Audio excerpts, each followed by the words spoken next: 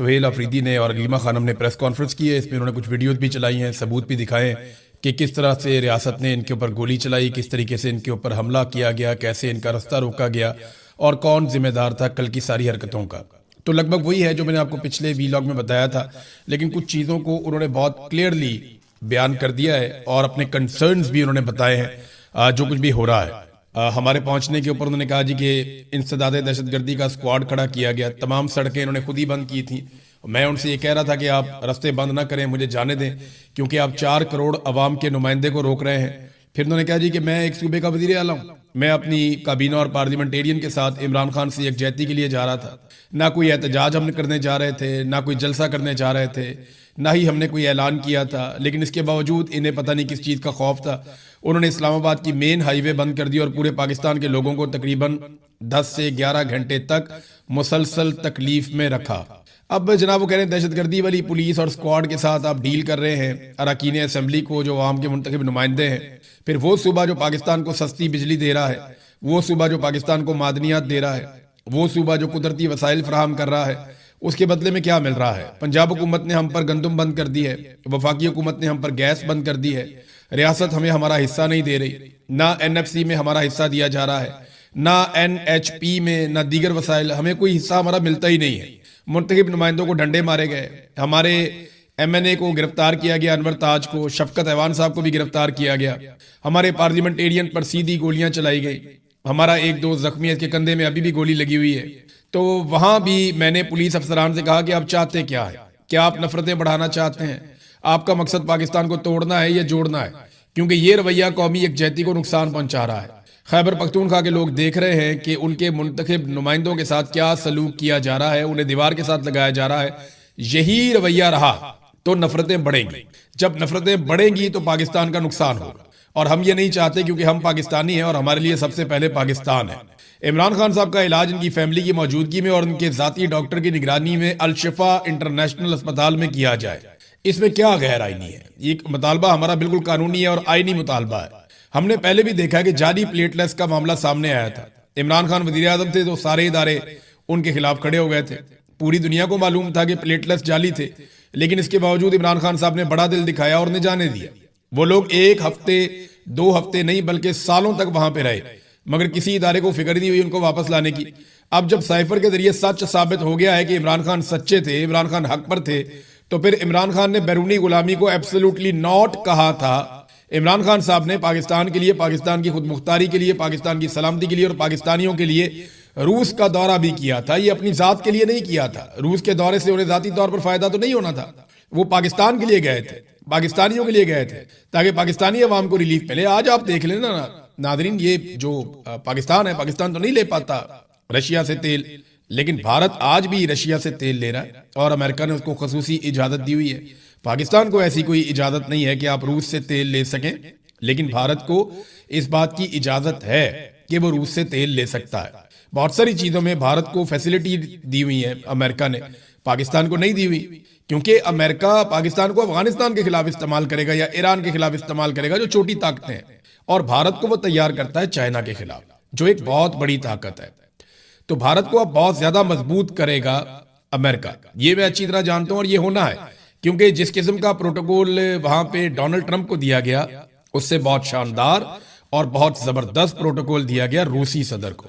ये जब रूसी सदर पहुंचे हैं चाइना में अभी दौरे पर, तो उनका बड़ा पुरतपाक इस्तकबाल किया गया। लेकिन इंटरेस्टिंग बात यह है कि डोनाल्ड ट्रंप के इस्तकबाल के साथ जब उसका मुवाजना किया गया, तो रूसी सदर को लेने के लिए ज्यादा गर्मजोशी दिखाई गई हुकूमत की जानिब से, चाइना की सरकार की जानिब से। रूसी सदर के मामले में ज्यादा बेहतर प्रोटोकॉल, ज्यादा बेहतर गर्मजोशी और जज्बात दिखाए गए हैं as compare to Donald Trump. Donald Trump के दौरे में प्रोफेशनलिज्म ज्यादा था चाइना की तरफ से, कि प्रोफेशनली वो सारी चीजों को डील कर रहे थे।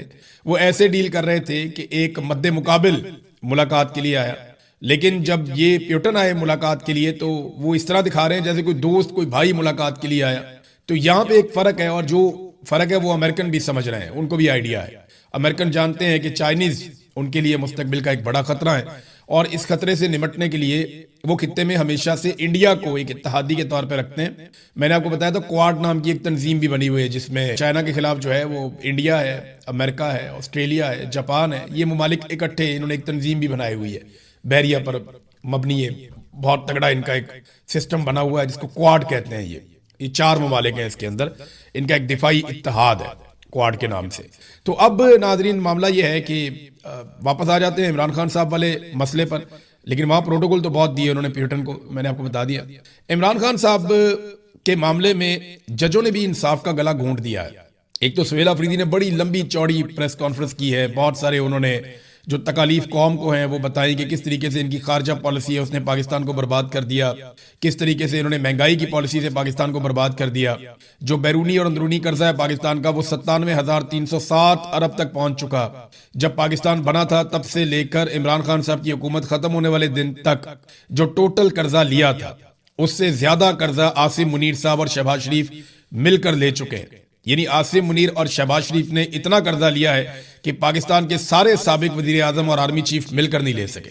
एक तरफ आप पाकिस्तान के सारे साबिक आर्मी चीफ, सारे डिक्टेटर और सारे आप वजीर आजम रखते हैं एक तरफ, और उन सब का कर्जा उनके साथ रख दें, तो दूसरी तरफ आसिम मुनीर और शहबाज शरीफ को आप रख दें और उनका कर्जा रखें, तो इनका कर्जा जीत जाएगा। इनका वजन ज्यादा है, इनका पलड़ा झुक जाएगा, इसलिए कि इन्होंने ज्यादा कर्जा पाकिस्तान के ऊपर चढ़ाया है। बहरहाल लाकानूनियत का उन्होंने बताया जी, लाकानूनियत बहुत ज्यादा बढ़ गई है, ना सहाफी महफूज है, ना वकला, ना सियासतदान। जजेस खुद खतूत लिखते हैं और जो जज खतूत लिखते हैं उनको फिर ट्रांसफर कर दिया जाता है। अदलिया को तो मफलूज कर दिया। अदलिया की हालत यह है कि इमरान खान साहब से मुलाकातें बंद हैं, कई महीने हो गए। बुशरा बीबी की मुलाकातें बंद हैं, कई महीने हो गए। और आज जस्टिस डोगर ने एक बहुत अजीब काम किया इस्लामाबाद हाई कोर्ट में। इमरान खान के दस्तखत शुदा वकालतनामे नहीं है तो ये अदालत का मसला नहीं है। यानी वो वकील बेचारा खड़ा होकर कह रहा है कि जनाब हमने वकालतनामे पर इमरान खान साहब के दस्तखत करवाने हैं ताकि हम कानूनी तौर पर आकर पेश हो सकें। यानी इमरान खान एक जीता जागता इंसान है, वो जेल के अंदर मौजूद है, सबको दस्तयाब है। ये तो आपको पावर ऑफ अटॉर्नी तो किसी ऐसे बंदे को आपको तब मुकर्रर करना पड़ता है जब आप है ही नहीं, आप मौजूद ही नहीं है, आप कहीं किसी और मुल्क में या कहीं चले गए।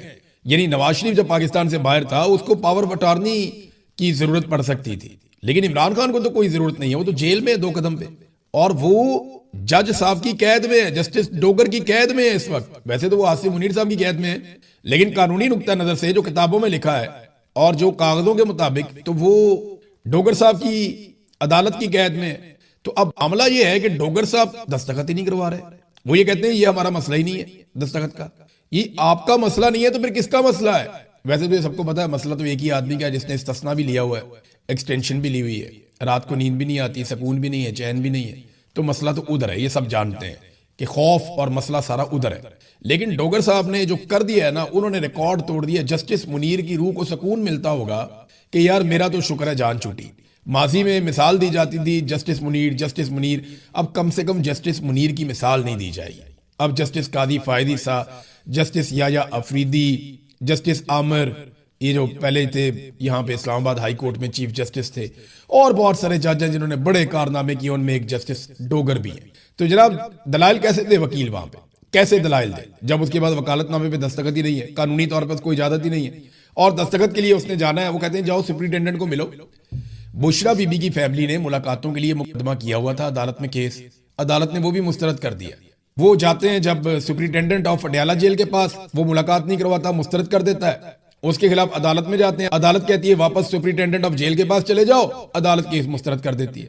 इन्होंने तो सलीमुल्लाह कलीमुल्लाह बनाया हुआ है, वो उसकी तरफ फेंकता है, वो उसकी तरफ फेंकता है, वो उसकी तरफ फेंकता है, और कोई भी इंसाफ देने के लिए तैयार नहीं है। अलीमा खानम ने भी प्रेस कॉन्फ्रेंस की और उन्होंने कहा जी हमारा तो बड़ा फखर से सर बुलंद हुआ जब से ये साइफर सामने आया। आज हम ये कह सकते हैं हम कितने खुशकिस्मत हैं कि इमरान खान जैसा हमारा भाई है। हम कितने फखर से कह सकते हैं कि इमरान खान हमारा भाई है, हम बहुत खुशकिस्मत हैं। उन्होंने 3 साल जेल में रहकर पाकिस्तानियों को यह सिखाया कि जब आपको अपनी आजादी के लिए खड़ा होना पड़े तो उसे इबादत समझ कर करें। उन्होंने कहा यह जद्दोजहद इबादत है। और मेरी बहन जब पिछली दफा उनसे मिलने गई तो उन्होंने साफ अल्फाज में उसे कहा था कि आजादी या मौत। वो आप लोगों के लिए एक मिसाल कायम कर रहे हैं, वो खुद मिसाल बने हुए हैं कि आजादी कितनी कीमती चीज है। अगर आप आजाद नहीं हैं तो गुलामी से बेहतर मौत है। यही पैगाम वो अपनी जात को मिसाल बनाकर दे रहे हैं। हमें उन पर फख्र है जो साइफर सामने आया। मैं हर पाकिस्तानी से कहूंगी ये इसे गौर से पढ़ें। हमें भी इसकी तफसीलात मालूम नहीं थी। हमें तो सिर्फ वो एक पैराग्राफ मालूम था जो इमरान खान ने अदालत में भी कहा और मीडिया पर भी बयान किया। लेकिन जब हमने पूरा साइफर पढ़ा तो मैं कहूंगी कि अगर पहले हमारा सर फख्र से बुलंद था तो अब आसमान तक पहुंच गया है। पाकिस्तान का कितना अजीम लीडर है। दुनिया कहां ऐसा लीडर देखेगी जिसका साइफर ही इसकी गवाही दे रहा है। यानी इमरान खान साहब ने जो 4 साल पहले कहा वो गवाही सामने आ गई। जर्नैलों ने जो बैठ के टीवी के ऊपर कहा या नेशनल मीडिया के ऊपर जर्नैलों ने जो जो कहानियां सुनाई वो सारी झूठी साबित होगी। और मजे की बात आप ये देखें कि कोई भी मीडिया इसके ऊपर बात ही नहीं कर रहा। कोई नहीं पूछ रहा कि जनरल बाजवा ने झूठ क्यों बोला, जनरल बाबर इफ्तिखार ने झूठ क्यों बोला, जनरल नदीम अंजुम ने ये सारी चीजें क्यों की, ये लोग झूठ क्यों बोल रहे थे, DGISPR ने झूठ क्यों बोला, ये जर्नैल और ये सियासतदान सारे झूठ बोल रहे थे साइफर के मामले पर, कौम को गुमराह कर रहे थे। पाकिस्तान का मीडिया उन्हें अकाउंटेबल नहीं कर रहा। सुहेल आफरीदी ने ऐसे उंगली उठाई पुलिस वाले की तरफ। अब यहां मैं अब बरतानिया में हूं, आपके पास जो कानून चलता है वो यहीं से आपने ड्राइव किया हुआ है ना। ह्यूमन राइट्स को भी आप यहीं से सीखते हैं, यूरोप से, बरतानिया से।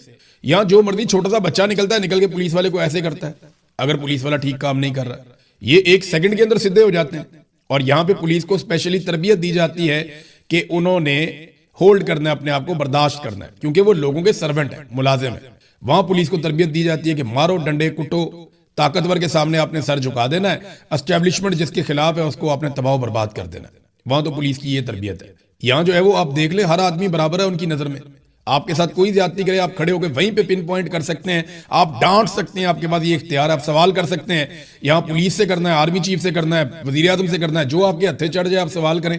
कोई आपके ऊपर केस नहीं बनेगा, कोई आपको कुछ नहीं कह सकता। नहीं समझ आती उनका कानून गूगल करके देख लें, उनको तहफ्फुज़ है हर चीज का, आजादी है इज़हार राय में। तो हमजा शहबाज ने भी तो उंगली उठाई थी ऐसे करके पुलिस वाले पे, उस उंगली का कभी किसी ने तस्करा नहीं किया। और भी बहुत लोग हैं, शहबाज शरीफ की भी उंगल होती थी, वो भी उठाता था, कभी किसी ने तस्करा नहीं किया। मरियम नवाज बतौर मुलजिमा जाती थी तो पुलिस वाले उनको सलूट मारते थे, जमीन से चीजें उठा के देते थे, उसको भी किसी ने कभी तस्करा नहीं किया, रोला नहीं डाला। तो यहाँ पे वो पुलिस वाले को कह रहा है कि क्या तुम मुल्क तोड़ना चाहते हो, नफरत क्यों बढ़ा रहे हो, तो इसके ऊपर रोला डाल दिया। उन्हें गोलियां लगी है, उसके ऊपर कोई नहीं पूछ रहा। उन्होंने उंगली के साथ इशारा करके अपनी आवाज उठाई है तो कह रहे जी उंगली क्यों उठाई। हद नहीं हो गया वैसे पाकिस्तान में, हद ही हो गई वैसे। ह्यूमन राइट्स तो बिल्कुल पाकिस्तान में खत्म ही हो गए हैं और हालात पाकिस्तान के बद से बदतरीन होते चले जा रहे हैं, क्योंकि एक के बाद एक रिकॉर्ड मौजूदा हुक्मरान तोड़ रहे हैं। मिसाल के तौर पे ये आप देखिए, आसिम मुनीर और शहबाज शरीफ साहब ने, मैंने आपको बताया, कर्जे का रिकॉर्ड तो ले लिया। अब ये अगली खबर लें आप।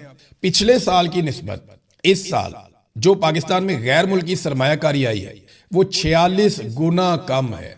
46% नहीं कह रहा मैं, 46 गुना कह रहा हूं मैं, 46 टाइम्स। यानी जो पिछले साल सरमायाकारी आई थी उसको जरब दे दें 46 से, तो इतनी कम सरमायाकारी इस साल पहले 10 महीनों में आई है। क्यों पता है? काम ही कोई नहीं हो रहा पाकिस्तान में। जो जुल्म, बर्बरियत, फस्तायत, अदालतें भी यरगमाल, सारा सिस्टम इन्होंने ऐसा काबू किया कि कोई इस सिस्टम के अंदर पैसे लगाना ही नहीं चाहता। लोग उल्टा पैसे निकाल निकाल कर लेकर जा रहे हैं।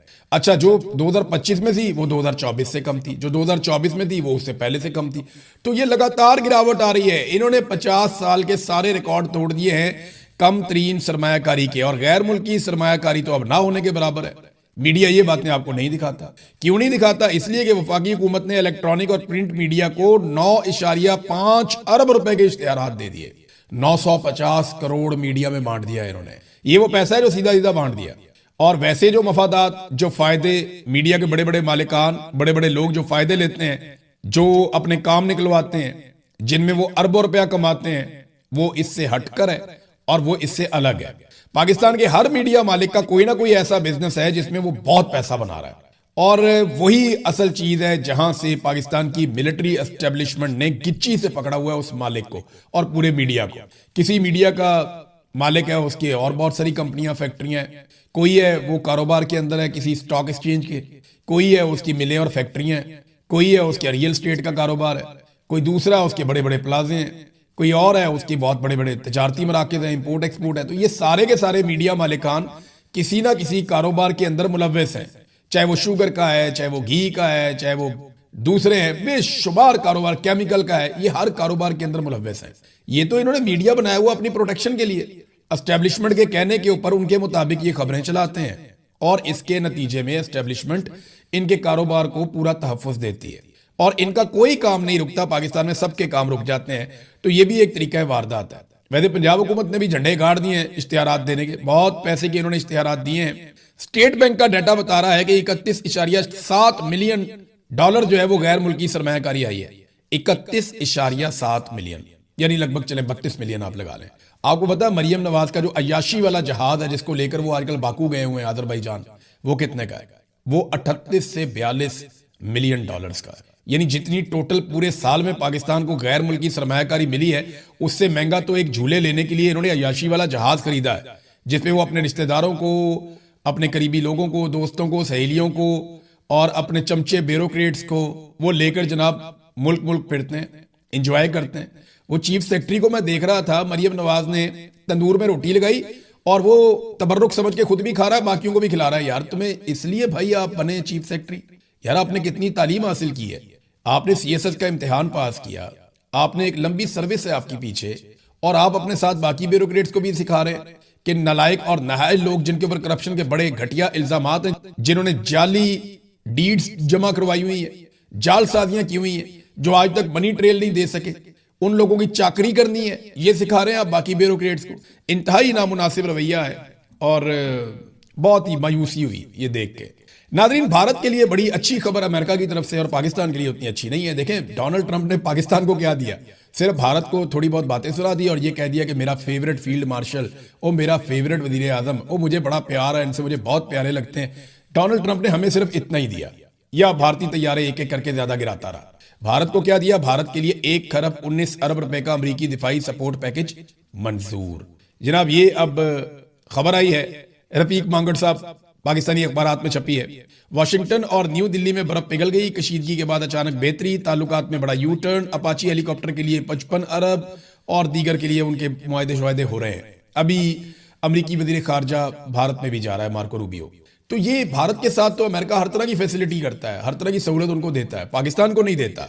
पाकिस्तान को सिर्फ आसरा देता है और पाकिस्तान उसके बदले में अपना पूरा का पूरा मौकिफ, अपना नैरेटिव, अपनी कौम की कुर्बानी तक दे देता है। क्योंकि यहां पाकिस्तान के अंदर मिलिट्री एस्टेब्लिशमेंट और जर्नैल डील करते हैं अमेरिका को, और इंडिया के अंदर सियासतदान डील करते हैं। सियासतदानों ने पब्लिक में जाना होता है और जर्नैलों ने सिर्फ और सिर्फ बंद कमरों में फैसले करने होते हैं। तो ये एक फर्क है जो था और जो रहेगा। नाज़रीन, वुकला ने सुप्रीम कोर्ट की तरफ एक मार्च किया और वहां पे उन्होंने एहतजाज किया। अदालतों के सामने तहरीक इंसाफ के धरने का प्रेशर काम कर गया। Chief justice supreme court justice Yahya Afridi ने सलमान अकरम राजा को मुलाकात के लिए बुलाया और मुकम्मल यकीन दहानी करवाई। ये फैसल अकबर खर साहब जो है उन्होंने ये दावा किया, इस खबर के हवाले से जर्नलिस्ट हैं वो, उन्होंने कहा जी इमरान खान साहब को ईद के फौरन बाद अस्पताल मुंतकिल करने, अहले खाना से मुलाकात करवाने और वुकला से मुलाकात करवाने से मुताल्लिक तमाम दरखास्तों को फौरी तौर पर समाअत के लिए मुकर्रर किया जाएगा। ये अली एजाज भुट्टर साहब ने कहा, ये यकीन दहानी करवाई गई या अफरीदी की जाने से भी। ईद के बाद क्यों? इंसाफ देना तो आज ही दो, यानी ईद का फिर इंतजार करेंगे। ये ट्रक की बत्ती है, ये आसिम मुनीर का मामला है। या अफरीदी साहब कुछ नहीं बेचते इसके अंदर, जस्टिस डोगर कुछ नहीं बेचते। ये सारा मामला जुड़ा हुआ है आसिम मुनीर के साथ। आसिम मुनीर साहब जब तक मौजूद रहेंगे और जब तक वो पीछे नहीं हटेंगे तब तक इमरान खान साहब के साथ यही होता रहेगा जो अब तक होता रहा है। नाज़रीन, एक चीज में जाते जाते बड़ी अफसोसनाक खबर है और ये इसराइल से बाकायदा उनके एक इंतहा पसंद वजीर है इसराइल का, उसने एक वीडियो जारी कर दी है और ये कौमी सलामती का वजीर है और अतमर बिन गवीर इसका नाम है। उसने गजा जाने वाले जो ग्लोबल स्मूथ फ्लोटेला के जो गिरफ्तार कारकुनान थे उनकी वीडियो जारी की है। उनको मार रहे हैं, कुट रहे हैं, उनको बांधा हुआ है, जमीन के ऊपर डाला हुआ है, सबको सजदों के अंदर झुकाया हुआ है, उन्हें अपना म्यूजिक सुना रहे हैं, उनको ताने दे रहे हैं। एक खातून ने वहां पे कहा कि फ्री फलस्तीन, तो उसके ऊपर तशद्दुद किया गया वजीर की मौजूदगी में और बाकी लोगों को भी मारा कुटा जा रहा है। उन्हें बता रहे हैं जनाब ये हमारा मुल्क है। तो 87 अरकान, अब यूरोप इसके ऊपर एहतजाज कर रहा है, इटली ने, स्पेन ने, यूरोपीय ममालिक ने इस पर एहतजाज किया। ये अलग अलग मुल्कों के लोग हैं और इसराइल ने इनकी तस्दीक की, ना सिर्फ तस्दीक की बल्कि उसके ऊपर एक वीडियो भी जारी कर दिया। फिर उन्होंने बताया बैरिस्टर घोर ने कि मोहसिन नकवी ने पैगाम दिया है कि अगर यहां से ना हटा गया तो नहायत सख्त ऑपरेशन किया जाएगा, जैसे माजी में किया था। 26 नवंबर को लोगों को कत्लेआम कर दिया था, लोगों को मारा था। तो फिर बैरिस्टर घोर के इस पैगाम के बाद जो मोहसिन नकवी ने दिया था धमकी वाला, ये धरना खत्म कर दिया गया। इसकी कोई जरूरत नहीं थी, इस एहतजाज की, इसको खत्म ही होना था। उसकी वजह यह है कि लोग बहुत थोड़ी तादाद में थे और बड़ी तादाद में लोगों को नहीं लाया गया था, ना कोई इकट्ठा किया गया था। कुछ चीजें ना बड़ी क्लियर हो गई हैं। इस सारे से जो एपिसोड मैंने आपको बता दिया हुआ कि आप जरा देखें, आपके कुछ चीजें बड़ी क्लियर हो गई कि इस रजीम के पास ना एक बहाना है कि इमरान खान साहब जब स्टेटमेंट देते हैं ना तो पाकिस्तान के अंदर अनारकी पैदा होती है और पाकिस्तान में सियासी इस्तेहकाम नहीं आता। यानी जेल के अंदर बैठा हुआ कैदी नंबर 804 आज पूरे निजाम पे भारी है। ये निजाम खुद ये मानता है कि जेल की दीवारों के पीछे से भी वो इनसे ज्यादा ताकतवर है। उसका एक स्टेटमेंट इनकी सारी मेहनत के ऊपर पानी फेर देता है। लिहाजा इन्होंने एक बदअमली बनाई है कि इमरान खान का कोई स्टेटमेंट बाहर नहीं आएगा।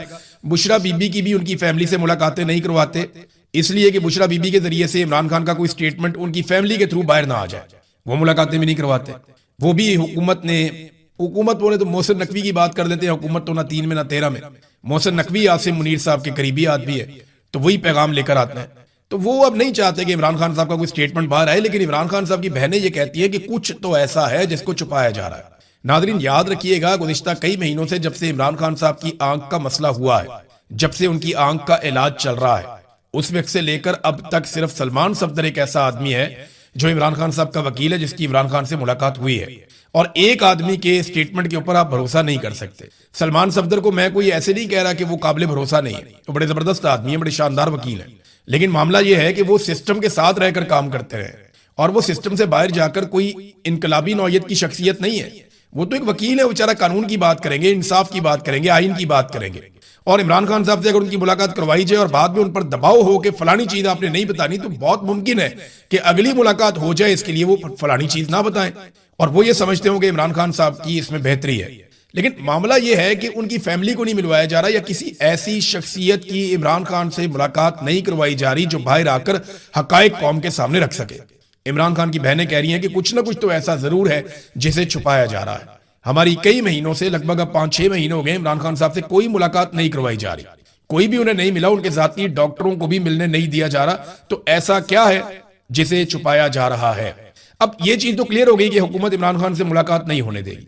ये चीज भी क्लियर होगी कि इस हुकूमत के अंदर इंसानियत या कोई चीज ऐसी आप समझ रहे हो कि कोई जाग गई है, कोई जमहूरियत है, कोई इंसानियत है, तो ऐसा कुछ नहीं है। और ये चीज भी सुहेल अफरीदी को अब क्लियर हो जानी चाहिए कि ये घी सीधी उंगली से नहीं निकलेगा। उन्हें एहतजाजी सियासत पे जाना पड़ेगा, जिसका इमरान खान साहब ने आज से 7 माह पहले या 8 माह पहले हुक्म दिया था। इमरान खान ने कहा था कि स्ट्रीट मूवमेंट चलाई जाए। तो स्ट्रीट मूवमेंट वो नहीं है जो सुहेल अफरीदी किसी गांव में किसी शहर में चले जाते हैं, वहां लोग निकलते हैं, नारेबाजी होती है, ये गाड़ी के ऊपर खड़े होते हैं, तकरीर करते हैं, वापस आ जाते हैं। वो स्ट्रीट मूवमेंट नहीं है। स्ट्रीट मूवमेंट जो है वो नजर आती है, वो पता चलती है, हर गली में, हर मोहल्ले में, हर घर में पैगाम जाता है, जगह जगह कैंप्स लगते हैं, जगह जगह लोग इकट्ठे होते हैं, मेंबरशिप्स होती हैं। वो जो इन्होंने एक मंसूबा बनाया था वो स्ट्रीट मूवमेंट हो सकती थी, या और तरीके हैं, ये उनको भी कर सकते हैं। वार्ड की सतह तक जाएं, हर जगह पे जाएं, अपने नौजवानों को इकट्ठा करें, उन्हें मोटिवेट करें और उन्हें बताएं कि एक तारीख आने वाली है, उस तारीख को हम सब मिलकर निकलेंगे और इकट्ठे जाकर इमरान खान साहब की रिहाई के लिए आवाज उठाएंगे। या पाकिस्तान को